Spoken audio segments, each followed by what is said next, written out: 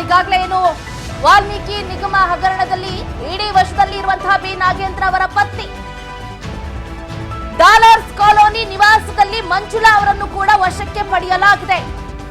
ವಾಲ್ಮೀಕಿ ಹಗರಣದಲ್ಲಿ ಬಹುಕೋಟಿ ಅಕ್ರಮ ಆರೋಪವನ್ನ ಹೊತ್ತಿರುವಂತಹ ಬಿ ನಾಗೇಂದ್ರ ಅವರ ಪತ್ನಿ ಮಂಜುಳಾ ಅವರನ್ನು ಕೂಡ ಇಡಿ ವಶಕ್ಕೆ ಪಡ್ಕೊಂಡಿರುವಂತದ್ದು. ನಾಗೇಂದ್ರ ಪತ್ನಿ ಮಂಜುಳಾ ಜಾರಿ ನಿರ್ದೇಶನಾಲಯದ ವಶದಲ್ಲಿ ಇದ್ದಾರೀಗ.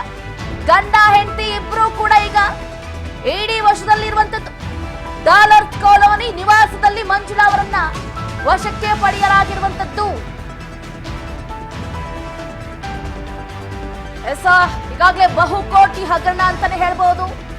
ಇದರಲ್ಲಿ ಮಂಜುಳಾ ಅವರ ಪಾತ್ರ ಏನಿದೆ ಅಂತ ಇಡಿ ಅಧಿಕಾರಿಗಳು ಪತ್ತೆಯನ್ನ ಹಚ್ಚೋದಕ್ಕೆ ಏಕಾಏಕಿ ಡಾಲರ್ಸ್ ಕಾಲೋನಿಗೆ ಎಂಟ್ರಿಯನ್ನ ಕೊಟ್ಟು ನಾಗೇಂದ್ರ ಅವರ ಪತ್ನಿ ಮಂಜುಳಾ ಅವರನ್ನ ವಶಕ್ಕೆ ಪಡ್ಕೊಂಡಿದ್ದಾರೆ. ನೋಡ್ಬೇಕಾಗುತ್ತೆ ಮುಂದಿನ ದಿನಗಳಲ್ಲಿ ಈ ಬಹುಕೋಟಿ ಹಗರಣದಲ್ಲಿ ಏನೇನೆಲ್ಲ ಟ್ವಿಸ್ಟ್ ಹೊರ ಬರುತ್ತೆ, ಇನ್ನು ಯಾರ್ಯಾರ ಹೆಸರು ಹೊರ ಬೀಳುತ್ತೆ ಅನ್ನೋದನ್ನ.